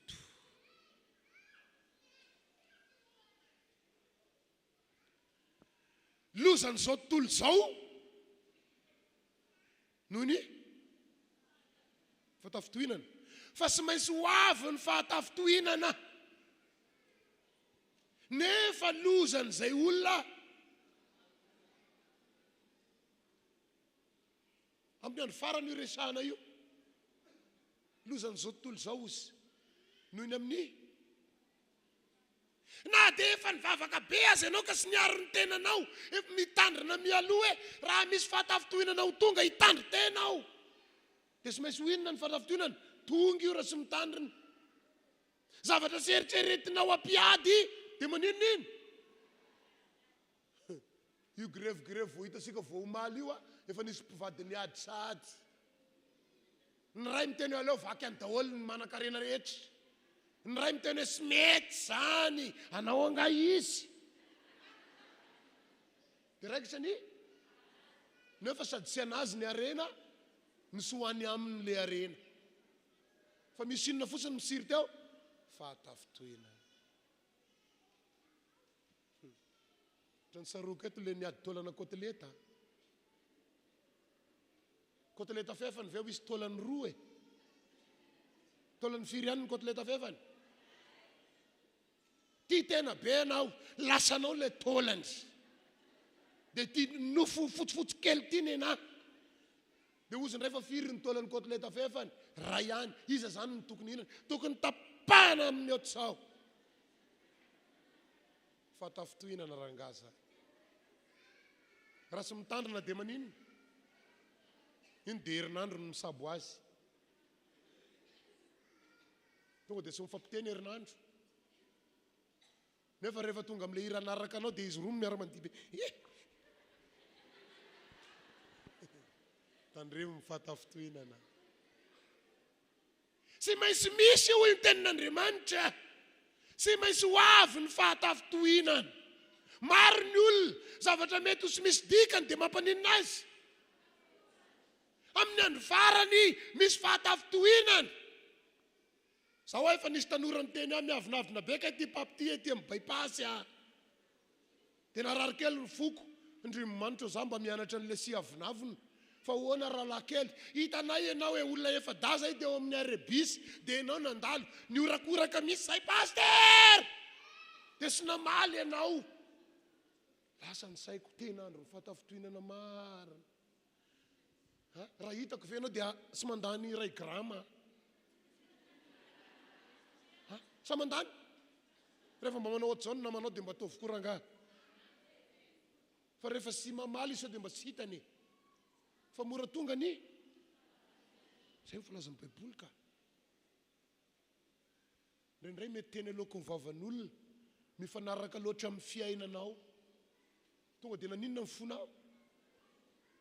Tsy nieritreritra anao akory izy fa nalefany fotsiny le teny.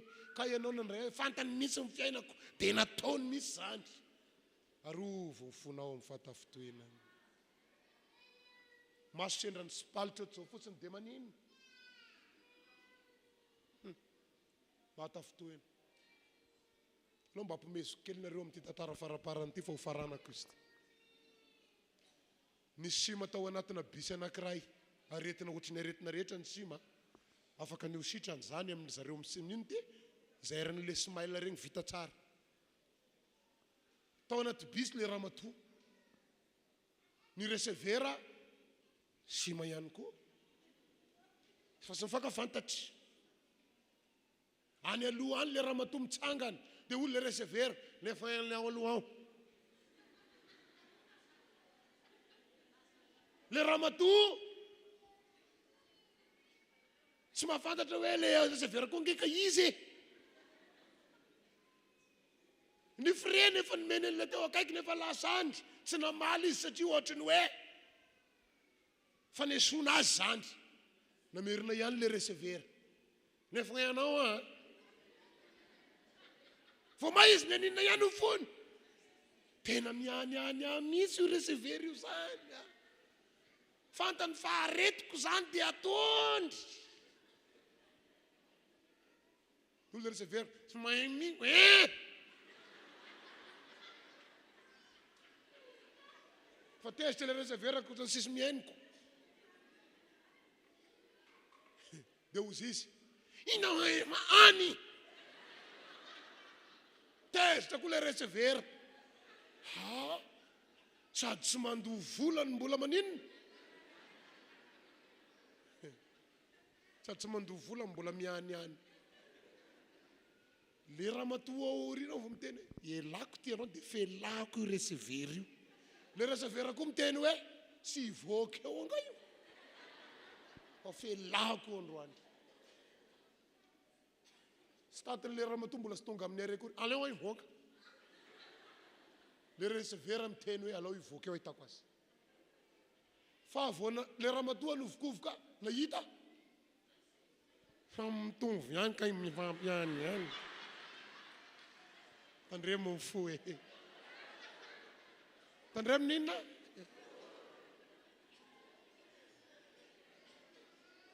Mila amboarina rangahy io fo io. Maraka toko fa 5:30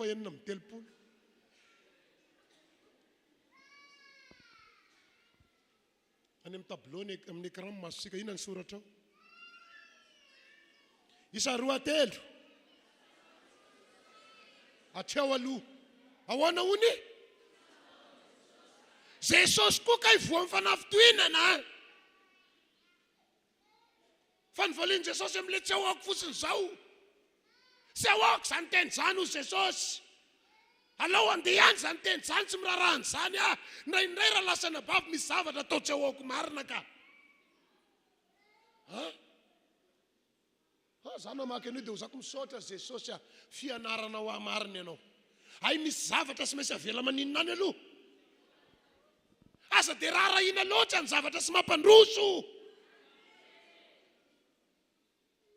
Ianao nga mieritreritra ny sisy hiteny atao am-piangonana ato. Misy miteny ka. Vao miditra ianao dia saina hoe misy miteny. Fa tsy ahoan'i Jesosy zany. Fa ny an'i Jesosy maninona ihany, izay vakio ny tohiny. Fa hoy izy taminy. Ahoana hozy? Aza matahotra ny anjaranao mino fotsiny ihany. Hompandresy ianao. Hompandresy isika. Inona ny tokony atao Jakoba toko 1:2-20. Jakoba toko 1:2-20. Fa aoka ho mpakatony teny ianareo. Fa aza piainy fotsiny ihany.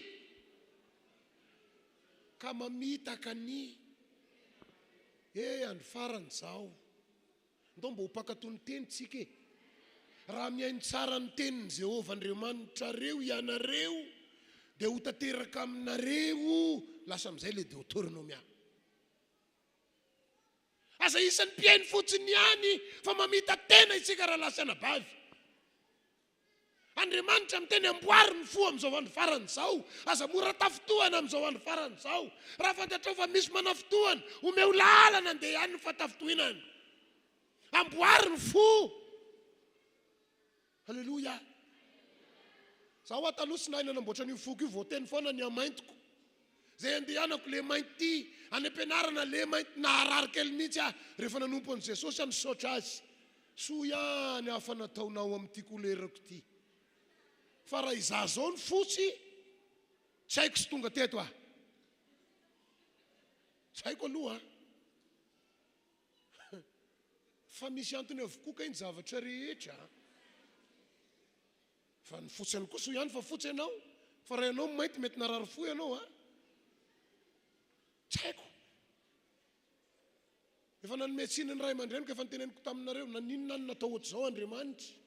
Dia mahantra ohatry ity ve ny misy anay. Tena fahantrana ohatry ity ve ny nipoirako. Angaza dia tena fatao anaty fahantrana ny nampiakarina.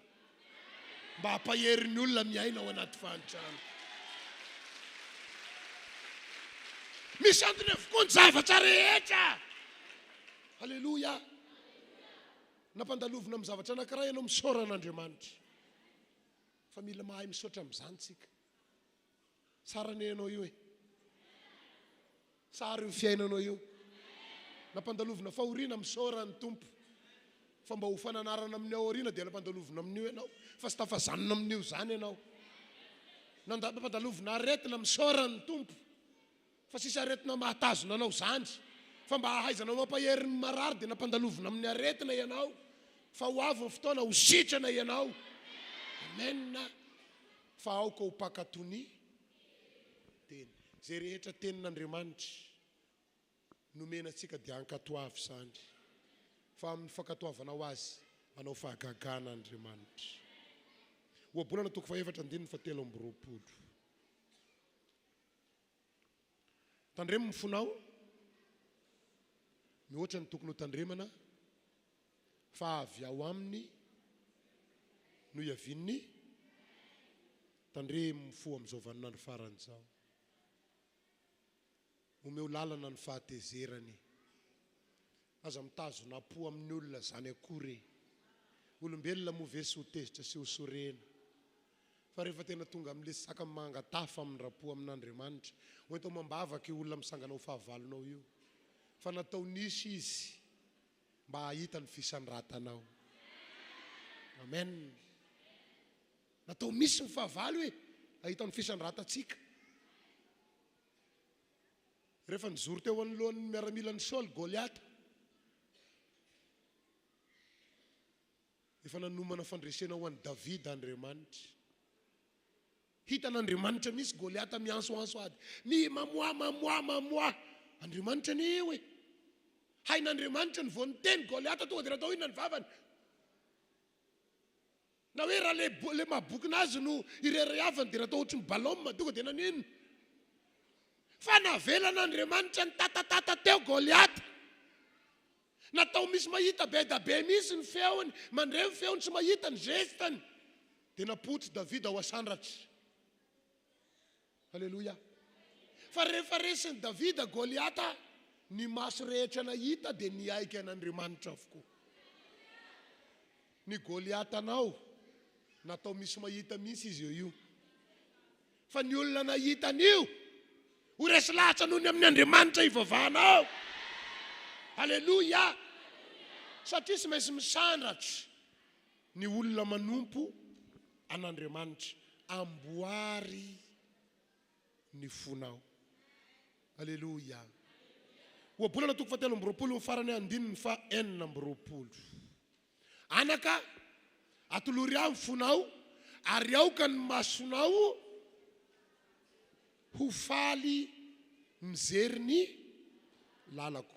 Ivavaka sika sinona am'le hoe atolory aho ny fonao fa ny farany io no somary osindriko kely. Aoka ny masonao ho faly mijery ny lalako. Araka nefa nambarako teo, hitan'Andriamanitra io aditsika io hoe fa misy lalany ao anatin'io. Noho izany manana fifaliana ao anaty. Ekeo ny fitondran'Andriamanitra anao. Ekeo fotsiny zao. Faly atompo ao satria misy zavatra sara ao ambadiko ty adiko ty. Tompo ity ao dia hianatra hifaly amin'ity olana ity satria lalana hitondranao zao. Fa ao ambadiko izao olana izao andresy azy Jesosy. Halleluja. Aoka ny masonao ho faly mijery ny fitondran'Andriamanitra anao. Aza manome siny an'Andriamanitra kory amin'io ady io e. Fa sy fifaliana ao anatina ho avy ny fotoana. Hifaly aho. Ny anjarako sy very zany e. Ny anjarako ihany e. Izay nangalariny dia volatra amin'izay ho avy ny fotoana ho isy rappel. Satria ny fitondran'Andriamanitra sy fatiantoka fa fitahiana ho asika. Ny farany dia ny voalohany io atolory ihany ny fonao ivavaka sika amin'izao fotoana izao. Ao anatin'ny vavaka dia atolory ny fotsika. Ambarao amin'i Jesosy hoe anao mandrakizay afa sy miala amin'ny fanarahana anao zany. Samy mivavaka tompoko. Tao ary sika ivavaka. Asandrato ny feonao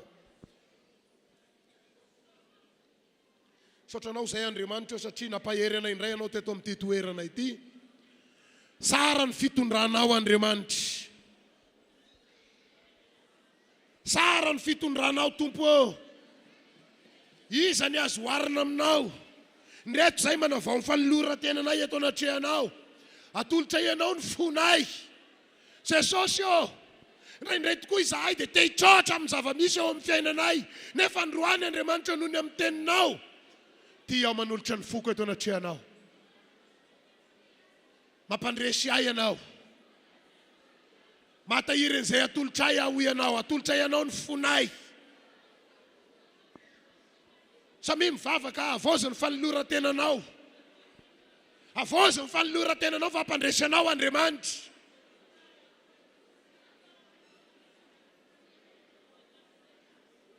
Besaka ny fanafitoerana mandalo eny rehetra eny. Atolory ny Tompo ny fonao. Fa sy haresy anao ny ady. Sy haresy anao ny olana. Tompo azy ireo ny manolotra ny fony eo anatrehanao androany. Ao anatin'ny fanoloranay ny fonay dia ho sitrana ny aretinay. Hivaha ny olana misy ao amin'ny fiainanay. Satria Andriamanitra ianao. Zay reo ny olona marary amin'ity fotoana ity. Zay reo ny manana olana amin'ity fotoana ity. Anasitra anazy ianao. Amany olana misy eo amin'ny fiainana ianao. Satria izany no fisaboana tsara indrindra ho an'ny fonay. Ny miaina ao anatin'ny tebiteby, ilamina amin'ny fondry. Sotra tombo. Sotra fanamasina. Halleluja. Dao sika angina petra amin'ny fonao ny tanana ilany dia asan'ny raty ny ilany FIvoriam-panafahana amin'izao fotoana izao. Raha eo misaotra anao aho satria noentinao eto amin'ity toerana ity, nataonao ny solo vavanao. Fantako Andriamanitra fa amin'izao vaninandro farany izao dia ho tanteraka ny teninao hanavaka ny manompo sy ny tsy manompo tokoa ianao. Hiavaka ny fiainan'ny olona tsirairay avy tonga eto. Ny manana olana ho mpandresy, ny marary ho sitrana, ny manana ady mpandresy amin'io ady atsehana io. Jesosy ao vangio ny tokantrano kristianina. Hiditra sehatra amin'ny adiny ianao. Fanamasina, ataovy ny asanao. Satria ianao ilay mpisabo ny fony olona, no mbola hisabo ny fony tsirairay avy eto amin'ity toerana ity. Ny fahadiovampo no ahitana an'Andriamanitra, ka dia adioam-po ny tsirairay avy. Ahay amela eloka ny tsirairay avy. Ahay amindra fony tsirairay avy. Eny fa na dia ny fahavalony azy, dia tahaka ny olona namasika anao Jesosy Kristy Tompo, ka nahita ny fisangananao tamin'ny maty. Mpandresy ny fiangonana amin'ny anaran'i Jesosy. Sotra fanamasina. Halleluja. Amen. Nandao sika itetanana mafy fisaorasika an'Andriamanitra. Halleluja. Halleluja. Iahy saorasika ny tompo moa zay afatra zay tonga dia ataoko ny filazana dia amin'izay aho omeko an'ireto namana ireto ny famaranana. Ny filazana zany dia tahaka izao a, noho ny amin'ny zava-misy eto amin'ny firenena dia sy misy fotoam-bavaka isika ny miditra amin'ny roa rehefa avy eo. Fa ho anao zay vao niditra izao a, tonga dia mitoy zany ny fotoam-bavaka isika ny tapany hariva miditra amin'ny 12 a, ny farana amin'ny 2 ora. Samy mitondra mambavaka isika any amin'ny tokantrano misy asika tsirairay avy, mitondra mambavaka ny firenesika. Amen. Isaky ny mivavaka zany ianao dia ho eto mivavaka ny firenena. Fa misy akony amin'ny firenesika ny vavaka, izay a ataosika izany. Ny rapisy maraina kosa araky ny efa fanao a, dia spesial araky ny voalazan'ny mpanompon'Andriamanitra moa dia spesial zany ny rapiso a, ny herinandro ina filaza azy iny. Spesial satria ao anatin'io fotoam-bavaka io a, misy fotoam-bavaka ho an'ny firenena moa zany a, misy vavaka ho an'ny tokantranontsika tsirairay avy ihany koa, ka dia anasana sika rehetra. Rehefa manana fotoana ihany dia aleo mba tonga eto sika iraisaina, hivavaka ho anao manokana, dia hivavaka ho an'ny aditsika sy ny firenesika izany tompoko. Voaray ve ny filazana? Dao ary sika itetanana mafy a, dia atolotry ny mpanompon'Andriamanitra ny famaranana ny fotoana. Ataovy mafy ny te-tananao voninahitr'Andriamanitra. Dia koa satria andro mahafaly ny andro androany a, dia ndaontsika hiaraka hifaly manasanao amin'ny tsangana amin'ny toerana misy anao. Efa nanavaka anao Andriamanitra. Tsy mitovy amin'ny olona rehetra ianao satria ianao nanolo tena hanompo azy. Dia ndao hiary hifaly ary tsika ao anatin'izany.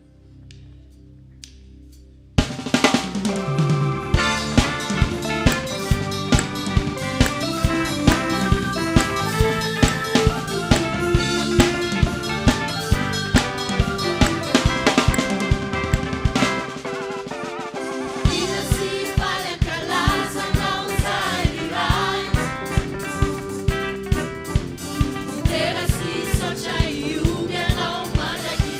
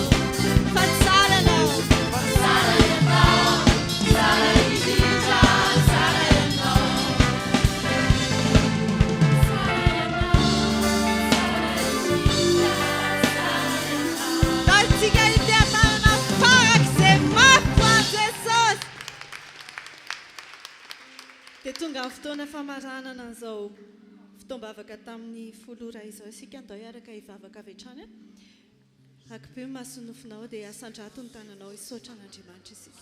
Misaotranao Andriamanitra iray, mankasitraka anao ny amin'ny zavatra rehetra tranga teto tamin'ity androany ity.